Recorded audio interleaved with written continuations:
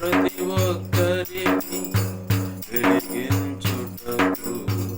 ఆ వెలుగుకు ఇలా సాక్షులై